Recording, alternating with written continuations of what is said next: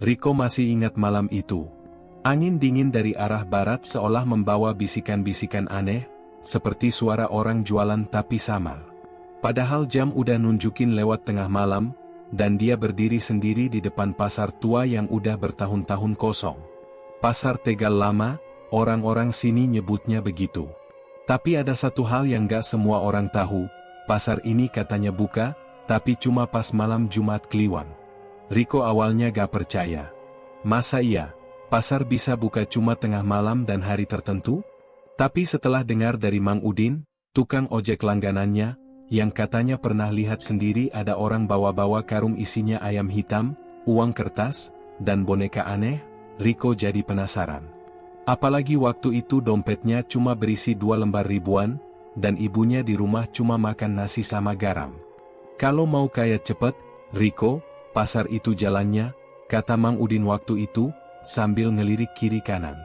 Tapi ya, siap-siap, jiwa raga taruhannya. Dari situ, malam itu Riko nekat. Pakai jaket kumal, sendal jepit, dan motor butut, dia datang ke pasar tua itu. Di luar gelap, sunyi. Tapi pas dia masuk, dia kaget bukan main. Lampu-lampu tua yang katanya udah gak nyala bertahun-tahun tiba-tiba terang. Bukan putih, tapi kekuningan. Remang-remang, bikin suasana makin seram. Dan di dalam, beneran ada kios-kios buka. Ada yang jual dupa, ada yang jual boneka kecil mirip bayi, dan ada juga yang cuma pasang kendi berisi darah ayam. Dia hampir mundur waktu lihat seorang nenek berdiri sendiri di pojokan kios nomor 9. Wajahnya datar, tapi matanya kayak bolong. Itulah pertama kali Riko lihat Bu Sarti. Dan nenek itu cuma ngomong satu kalimat. Kamu datang buat minta kaya, ya? Riko gak jawab. Tapi tubuhnya jalan sendiri. Langkahnya berat, tapi terus maju. Sampai tiba-tiba dari balik kios, muncul suara laki-laki serak, berat, dan dingin. Kalau kamu berani, ikut aku. Tapi jangan pernah menyesal. Riko menoleh, dan untuk pertama kalinya, dia lihat sosok itu, pakai jubah hitam, mata merah kayak abis melek semalaman. Orang-orang sini manggil dia, Mbah Rengga. Dan di malam itulah hidup Riko berubah. Gak ada jalan mundur setelah dia masuk ke pasar gelap itu. 2 hari setelah Riko datang ke pasar tua itu, hidupnya mulai berubah. Awalnya, perubahan kecil. Uang 100.000 yang dia temukan di saku jaket lusuhnya. Padahal dia yakin banget terakhir kali dia cuma punya sisa 2.000. Lalu, motor bututnya yang tiba-tiba aja bisa nyala meski sebelumnya udah seminggu ngambek gak mau hidup. Riko sempat mikir itu cuma kebetulan. Tapi besoknya, lebih aneh lagi.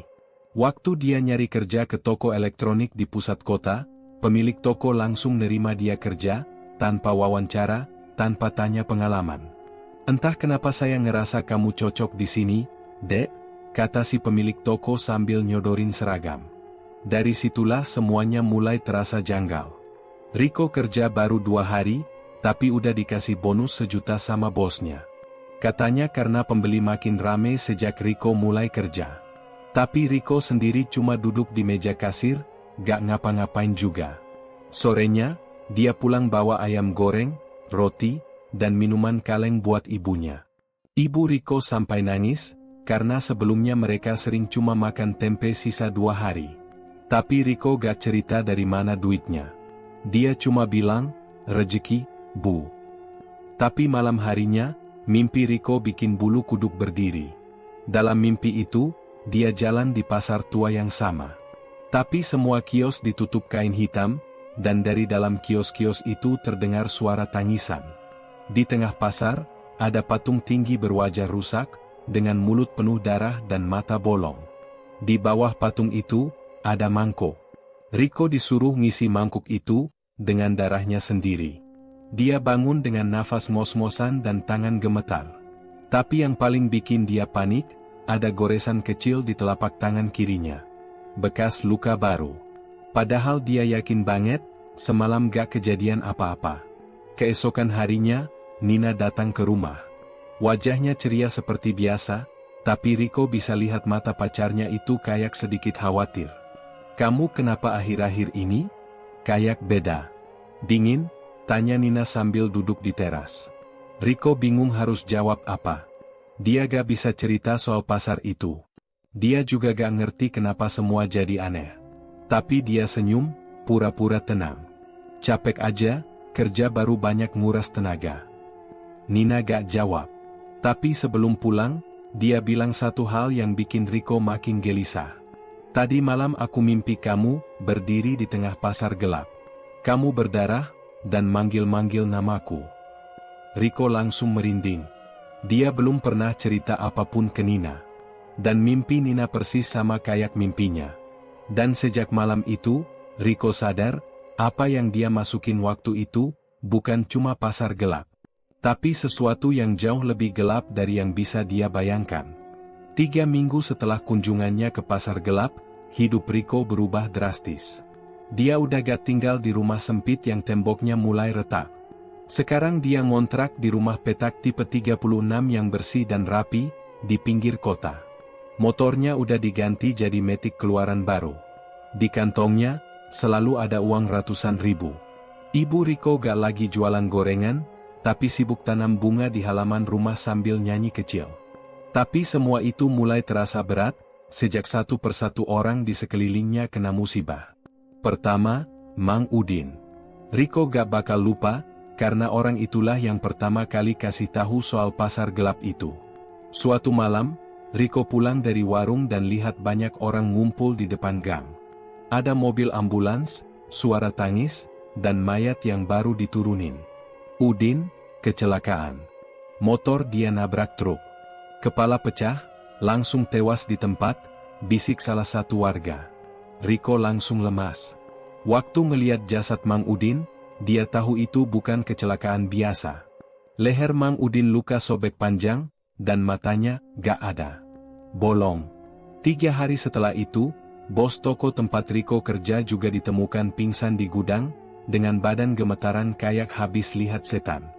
Dia ngomong ngawur, katanya dikejar sesuatu berwujud hitam gede, matanya merah, badannya bau amis, kata pegawai lain. Besoknya, si bos pindah ke Jakarta, toko ditutup, dan semua pegawai diberhentikan. Riko mulai kepikiran. Semua orang yang tahu soal dia dan pasar itu, satu-satu kena musibah. Kayak ada yang berusaha tutup mulut mereka semua. Tapi dia belum berani cerita ke siapapun, termasuk Nina. Sampai akhirnya, Nina mulai curiga. Kamu akhir-akhir ini makin aneh, kok, kata Nina suatu sore di taman. Kamu gak pernah cerita lagi. Terus kenapa kamu sekarang bisa punya duit segitu banyak? Jangan bilang, kamu ngelakuin hal yang aneh-aneh ya. Riko diam. Dia tahu Nina curiga. Tapi dia juga gak tahu gimana harus jelasin. Kamu percaya gak kalau aku bilang, aku masuk ke pasar yang gak seharusnya? Gumam Riko pelan, nyaris kayak bisikan. Nina ngelihat dia, matanya tajam. Tapi sebelum Riko bisa jelasin lebih lanjut, sesuatu yang aneh terjadi. Burung-burung di sekitar taman tiba-tiba beterbangan. Langit berubah mendung cepat. Dan angin dingin menyeruak begitu cepat sampai daun-daun berguguran. Di antara suara angin itu, Riko dengar suara yang familiar. Suara berat, pelan, dan menyeramkan. Janji harus ditepati. Riko berdiri, panik. Dia tahu suara itu. Suara Mbah Rengga. Nina, kita harus pergi dari sini sekarang. Riko narik tangan Nina, tapi Nina bingung dan nahan. Kamu kenapa sih, Ko? Jangan bikin aku takut. Tapi Riko gak sempat jelasin.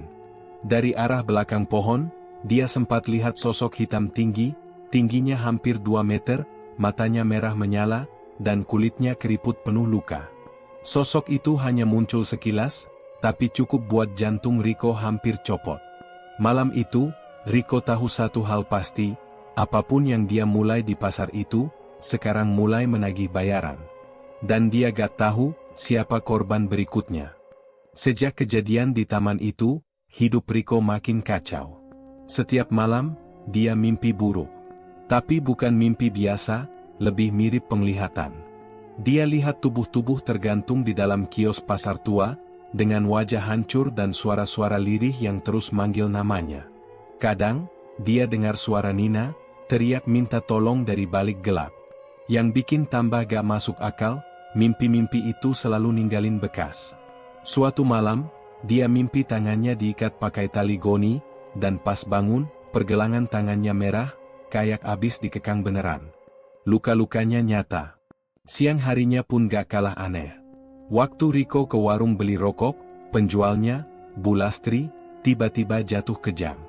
Matanya terbuka lebar, mulutnya komat kamit, dan dia ngomong hal yang gak masuk akal.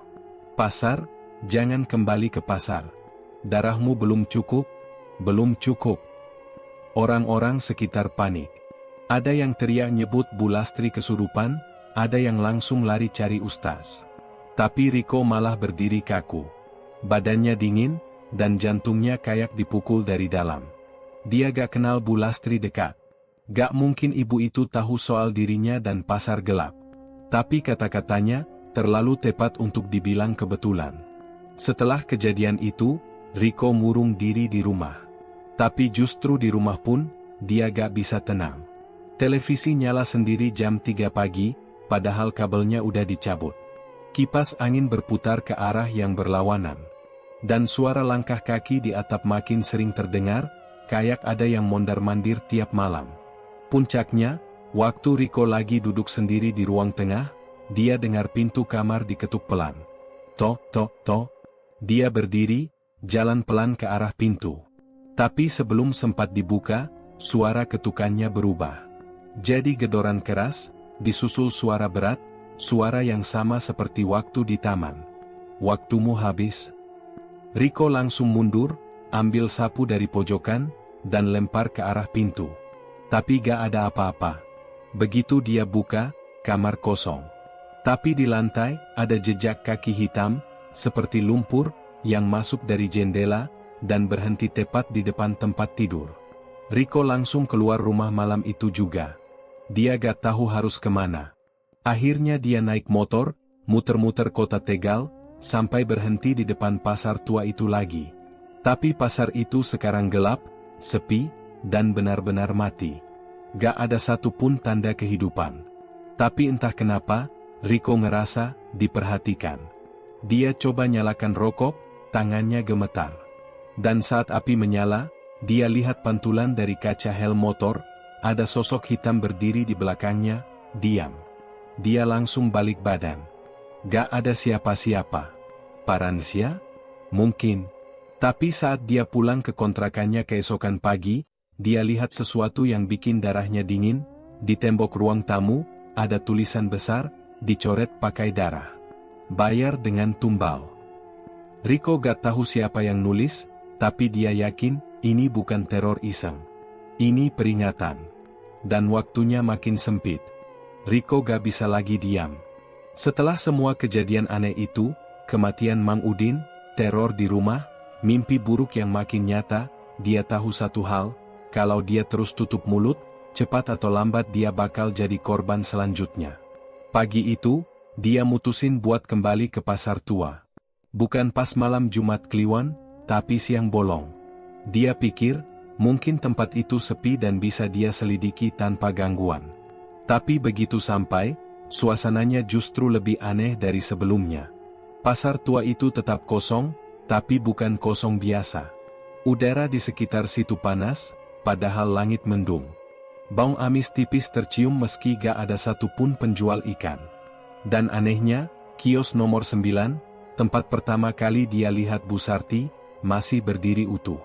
Catnya pudar, papan kayunya lapuk, tapi kelihatan lebih hidup dari kios lain. Riko jalan pelan, deg-degan. Dan benar aja, di dalam kios itu, Bu Sarti duduk, diam. Tatapannya kosong, tapi pas lihat Riko, dia senyum tipis. Senyum yang bikin tengkuk dingin. Kamu akhirnya datang lagi, suara Bu Sarti pelan, serak. Apa sebenarnya tempat ini, Bu? Tanya Riko, suaranya nyaris bergetar. Kenapa saya gak bisa lepas dari semuanya? Bu Sarti gak langsung jawab. Dia malah buka laci kecil di bawah meja dan ngeluarin sebuah foto lusuh. Foto hitam putih, agak buram, tapi jelas terlihat, ada sekelompok orang berdiri di tengah pasar ini, semua pakai pakaian kuno. Dan di tengah mereka, berdiri seorang laki-laki tua yang wajahnya gak asing. Ini? Mbah Rengga? Riko nyaris gak percaya. Dia bukan manusia biasa, jawab Bu Sarti pelan. Dulu, pasar ini pasar beneran. Tapi berubah sejak Mbah Rengga datang. Dia bawa ilmu dari Gunung Selatan, ilmu hitam yang bisa bikin siapa aja kaya mendadak. Tapi syaratnya satu, harus ada tumbal. Riko menggigit bibir, nahan emosi. Jadi, semua ini karena dia? Bukan cuma karena dia, lanjut Bu Sarti. Orang-orang di foto ini, semuanya pernah bikin perjanjian. Termasuk saya. Riko melotot. Bu juga? Bu Sarti menunduk. Saya dulu gak kuat miskin. Suami saya mati karena sakit gak bisa berobat. Anak saya hilang, setelah saya ikuti syarat dari pasar ini. Sejak saat itu, saya cuma bisa jaga kios ini. Saya gak bisa pergi. Hidup saya dibayar dengan penjara di tempat ini. Riko mulai paham. Pasar ini bukan cuma tempat fisik, tapi semacam perjanjian. Sekali masuk dan setuju, gak bisa keluar semaunya. Tapi kenapa saya? Kenapa sekarang saya yang dikejar-kejar? Tanya Riko, nadanya mulai marah. Karena kamu belum bayar lunas, jawab Bu Sarti. Kekayaan yang kamu terima itu cuma muka depan. Harga sebenarnya nyawa. Dan selama belum ada nyawa yang dikorbankan, pasar gak akan berhenti nagih. Riko menelan ludah. Jadi, maksud ibu, saya harus bunuh orang? Bu Sarti menggeleng. Gak harus kamu yang bunuh. Tapi selama ada seseorang yang mati karena efek dari perjanjianmu, pasar akan terus aktif. Masalahnya, kadang yang jadi korban, bukan orang yang kamu pilih. Riko langsung teringat Nina. Wajah polos Nina, tatapan curiganya, dan mimpi-mimpi buruk yang terus munculin suara dia. Kalau Nina jadi tumbal? Bu Sarti mengangguk pelan, tapi tatapannya sedih. Pasar selalu ambil yang paling dekat dulu. Jantung Riko serasa berhenti. Gak bisa. Saya harus selamatin dia. Riko berdiri, panik. Kalau kamu mau selamat, dan nyelamatin dia, suara Bu Sarti melemah, kamu harus temuin gubuk ritual di belakang pasar. Tempat asal semua perjanjian ini dibuat. Riko gak buang waktu. Dia lari ke arah belakang pasar. Tapi jalannya sempit, tertutup ilalang dan puing-puing. Udara makin berat. Dan waktu dia sampai di area lapang kecil, dia lihat gubuk kayu reot berdiri di tengah. Di sana, ada tiang-tiang dari tulang, dan bekas darah kering di lantai tanahnya. Di tengah gubuk itu, ada sesajen, kepala ayam, kembang 7 rupa, dan foto-foto orang, salah satunya, foto dirinya. Riko ngambil fotonya, tangannya gemetar. Dan dari balik bayangan gubuk, suara itu muncul lagi. Datang lagi, dan belum bayar. Riko balik badan. Sosok Mbah Rengga berdiri di sana. Kali ini, wajahnya lebih jelas, kulitnya penuh retakan, bola matanya cuma 2 lubang hitam. Waktumu habis, Riko. Dan sebelum Riko sempat lari, tanah di bawahnya berguncang. Setelah lihat wajah Mbah Rengga di gubuk ritual dan tanah di bawahnya berguncang, Riko lari sekencang-kencangnya. Kakinya nyaris keseleo waktu keluar dari semak-semak belakang pasar, tapi dia gak peduli.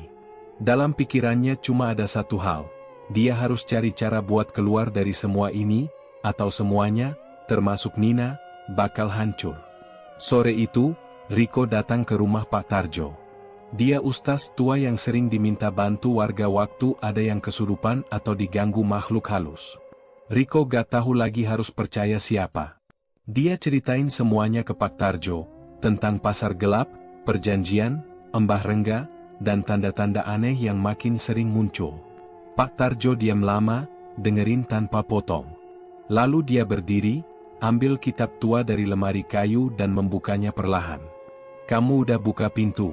Pintu yang gak semua orang bisa tutup lagi, kata Pak Tarjo, suaranya pelan tapi tegas. Tapi masih ada satu cara. Apa, Pak? Tanya Riko cepat. Lawan balik. Tapi bukan pakai emosi. Kamu harus datang ke tempat itu dalam keadaan sadar penuh, tanpa niat minta apapun. Harus bersih. Lalu, cabut akar perjanjiannya. Riko mengernyit. Maksudnya? Pak Tarjo tunjuk ke dadanya sendiri. Kamu yang ngasih izin waktu pertama kali masuk. Artinya, kamu juga yang bisa ambil itu kembali. Tapi harus ada pengorbanan. Bukan darah orang lain, tapi sesuatu yang kamu sayang. Riko langsung mikir Nina. Tapi Pak Tarjo geleng. Bukan dia. Tapi kamu harus buka semua topeng. Uang, kekuasaan, gaya hidup, buang semua itu. Datang ke pasar itu dengan diri kamu yang dulu. Kosong. Malamnya, Riko bakar semua barang mewah yang dia beli dari hasil pesugihan. Baju mahal, sepatu baru, bahkan motornya dia tinggal di bengkel dan gak pernah diambil lagi. Dia kembali ke rumah ibunya, pakai baju lama, dan duduk di ruang tamu sambil dengerin radio tua yang dulu sering mereka pakai. Rasanya aneh. Tapi di saat yang sama, ada bagian dalam dirinya yang tenang. Untuk pertama kalinya sejak semua ini mulai, dia ngerasa jadi dirinya sendiri lagi. Malam Jumat Kliwon berikutnya, dia kembali ke pasar tua. Tapi kali ini, gak bawa apa-apa. Gak bawa senjata, gak bawa air doa, bahkan gak bawa ponsel. Cuma satu yang dia pegang, keyakinan kalau ini harus diselesaikan malam itu juga. Begitu masuk pasar, suara-suara bisikan langsung muncul. Kios-kios kembali hidup. Tapi kali ini, Riko gak takut. Dia jalan pelan, sampai ke tengah pasar. Di situ, Mbah Rengga udah nunggu, berdiri di balik asap dupa yang menyengat. Kau datang tanpa apa-apa. Berani juga. Riko menatap matanya langsung. Gue datang buat cabut semuanya. Gak ada lagi perjanjian. Mbah Rengga tertawa pelan. Tapi tawanya beda. Gak setegar dulu. Ada sedikit retakan di sana. Kau pikir semudah itu keluar? Riko menarik napas dalam. Gue gak bawa apa-apa. Tapi gue juga gak minta apa-apa. Ambil semuanya balik. Tapi jangan sentuh satu orang pun di hidup gue lagi. Tanpa aba-aba, tanah di bawahnya bergetar pelan. Tapi kali ini, gak ada yang runtuh. Hanya bau anyir yang makin tajam, dan angin dingin yang berhembus kencang. Mbah Rengga melangkah mundur. Wajahnya mulai kabur di balik asap. Dan saat itu, Riko sadar, dia baru saja mulai melawan. Malam itu, pasar tua berubah jadi neraka. Setelah Riko menyatakan dirinya ingin memutus semua ikatan pesugihan, Mbah Rengga tidak hilang, tapi justru memuncak. Sosoknya membesar, matanya merah menyala seperti bara api, dan tubuhnya menjalar jadi kabut hitam yang melingkupi seluruh pasar. Riko berdiri di tengah, tubuhnya gemetar. Tapi dia gak mundur. Dia tahu ini momen puncak. Kalau dia goyah sekarang, semuanya selesai. Dari balik kabut, suara jeritan mulai terdengar. 1, 2, lalu puluhan. Jeritan perempuan, laki-laki, anak kecil, suara-suara yang penuh penderitaan. Mereka bukan manusia biasa. Mereka adalah korban-korban terdahulu. Tumbal yang dulu diserahkan oleh orang-orang tamak, termasuk Mbah Rengga sendiri. Tiba-tiba, tanah di sekeliling Riko retak. Dari dalamnya, muncul tangan-tangan pucat, kotor, dingin. Mereka mencoba menarik Riko masuk, mengikat kakinya. Tubuhnya mulai tenggelam. Sampai ke lutut. Lalu ke pinggang. Ayo, masuk. Jadi bagian dari kami, suara lirih terdengar dari salah satu tengkorak yang muncul di depan wajahnya. Riko berteriak, berusaha lepas. Tapi semakin dia melawan, semakin kuat cengkeraman dari tangan-tangan itu. Dari kejauhan, dia dengar seseorang memanggil namanya. Riko. Itu suara Nina. Riko menoleh cepat. Di ujung pasar, Nina berdiri, wajahnya pucat, matanya penuh air. Dia melangkah pelan ke arah Riko, tapi setiap langkah membuat lantai di bawahnya ikut retak. Nina, jangan kesini. Ini perang gue. Riko teriak sekuat tenaga. Tapi Nina terus berjalan. Dan saat dia melewati kios nomor 9, sosok Bu Sarti muncul. Tapi bukan seperti biasa. Wajahnya rusak, kulitnya melepuh, dan matanya bolong. Dia menahan Nina. "Jangan ikut campur, Nak. Dia sudah pilih jalannya." Nina menangis. "Saya gak peduli. Kalau Riko jatuh, saya ikut jatuh." Melihat itu, Riko sadar, selama ini dia berpikir bisa beresin semuanya sendirian. Tapi justru kehadiran Nina yang ngasih dia kekuatan. Riko menarik napas, memejamkan mata. Lalu dia teriak sekuat mungkin. "Gue gak takut mati, tapi gue gak akan biarkan siapapun jadi korban lagi." Dari sakunya, dia mengeluarkan kalung kecil. Kalung pemberian almarhum ayahnya, satu-satunya benda yang selama ini dia simpan sejak kecil. Dia genggam erat, lalu melempar kalung itu ke tengah kobaran kabut hitam.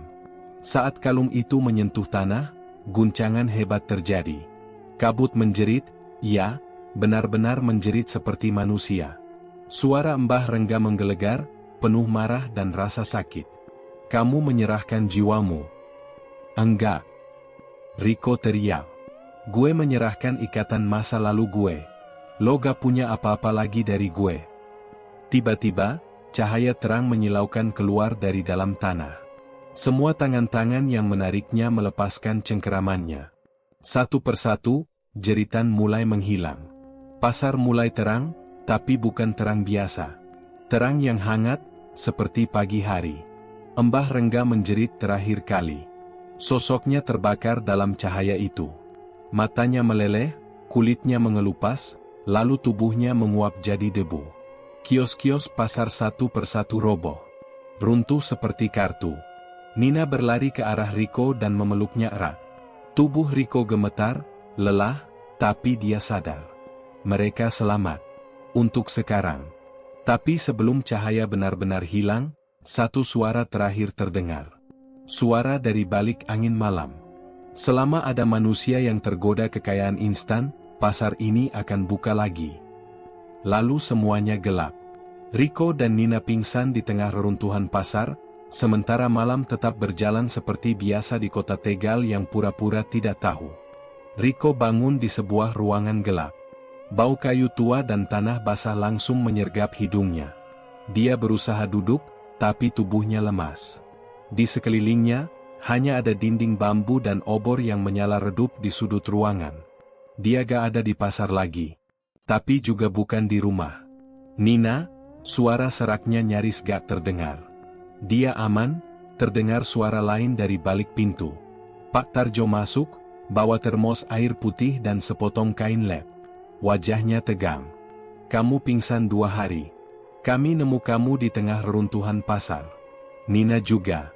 Tapi dia lebih dulu sadar," kata Pak Tarjo sambil menuangkan air ke gelas. Riko minum cepat. Tenggorokannya seperti dibakar pasir. "Pasar itu udah hancur, kan?" tanya Riko dengan nada penuh harap. Pak Tarjo menggeleng pelan. "Kamu cuma ngebakar lapisan luarnya. Yang kamu lawan itu bukan tempatnya, tapi perjanjiannya. Pasarnya bisa muncul lagi. Tapi tergantung kamu." "Maksudnya?" Pak Tarjo menatap mata Riko dalam-dalam. Sisa-sisa kejahatan itu masih hidup. Dan yang paling bahaya, orang-orang yang masih percaya bisa beli kemewahan pakai darah. Riko terdiam.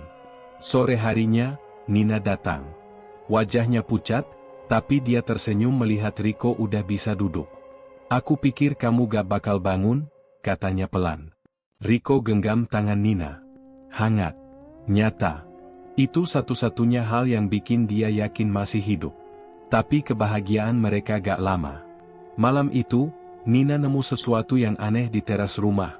Boneka jerami, ditusuk jarum hitam, dan diikat pakai rambut manusia. "Siapa yang naruh ini?" tanya Nina sambil gemetar. Riko langsung tahu, ini bukan mainan. Ini peringatan. Seseorang tahu mereka belum selesai. Dia dan Nina mutusin buat cari jawaban lebih dalam. Mereka kembali ke pasar, sisa reruntuhannya masih ada.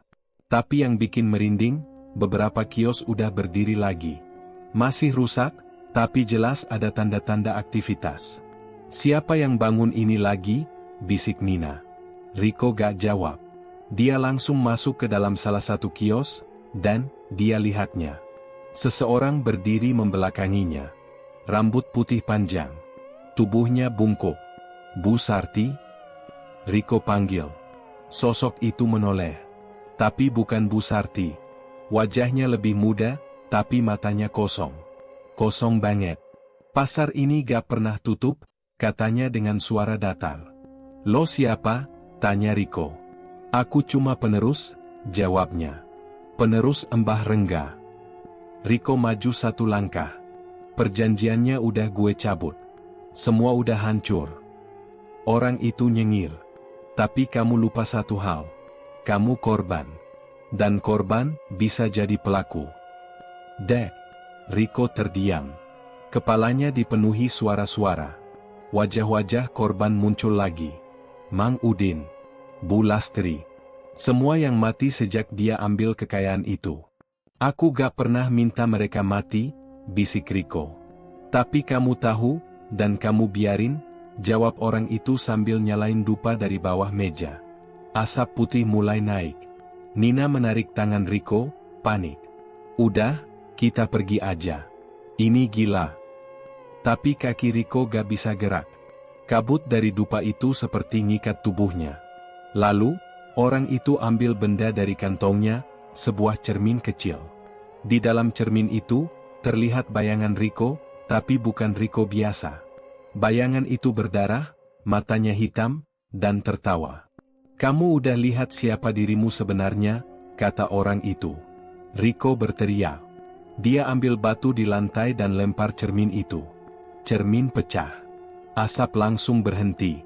Nina narik Riko keluar sebelum dia pingsan lagi. Malam itu, mereka kembali ke rumah Pak Tarjo. Riko duduk di serambi, sambil memegang kepala. Tangannya gemetar. Jadi gini ya, perjanjian itu? Gak ada akhirnya? Tanyanya. Pak Tarjo menatap ke langit. Selama masih ada orang yang percaya bisa kaya dengan jalan pintas, pasar itu akan selalu menemukan pintunya. Riko mengangguk pelan.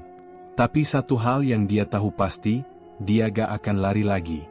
Kalau pasar itu gak bisa ditutup dari luar, maka satu-satunya cara adalah masuk ke dalam, dan patahkan akarnya dari dalam.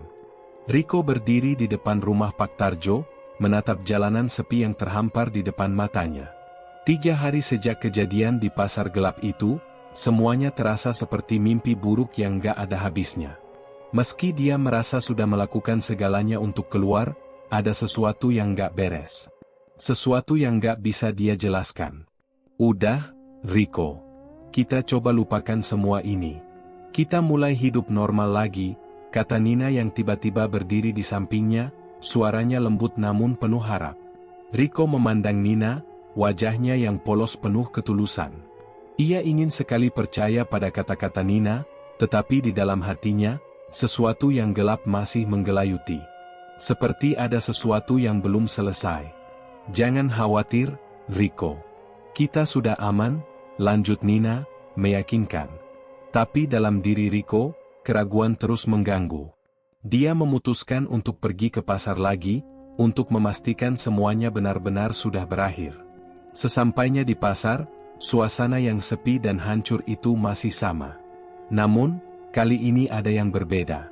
Di tengah reruntuhan kios yang rusak, sebuah lampu menyala di sudut pasar. Riko berjalan ke sana, seolah ada sesuatu yang menariknya. Ketika dia sampai, dia melihat sosok yang sudah lama dia kenal, Mbah Rengga. Tapi ini bukanlah Mbah Rengga yang dulu. Tubuhnya tampak lebih muda, dan wajahnya jauh lebih tenang daripada yang pernah Riko lihat sebelumnya. Kamu datang juga, Riko? Suara Mbah Rengga terdengar tenang. Kau pikir kau bisa keluar begitu saja? Riko merasa jantungnya berdegup kencang. Gue sudah cabut perjanjiannya. Gue gak mau terlibat lagi. Mbah Rengga tertawa pelan. Semua ini sudah lebih dari sekadar perjanjian, Riko. Kau pikir kau bisa menutup mata terhadap harga yang telah dibayar? Riko merasa kakinya seperti terpasung, tak bisa bergerak. Sosok Mbah Rengga itu semakin mendekat, dan dari matanya, Rico bisa melihat sebuah pesan yang tidak pernah dia duga sebelumnya, bahwa apa yang dia alami selama ini bukanlah kebetulan. Perjanjian itu sudah lama terjalin, lanjut Mbah Rengga. Dan jika kau berpikir bahwa menghancurkan pasar akan mengakhiri semuanya, maka kau keliru. Rico mulai merasakan kekuatan yang lebih besar daripada sebelumnya, seperti ada sesuatu yang menguasai dirinya.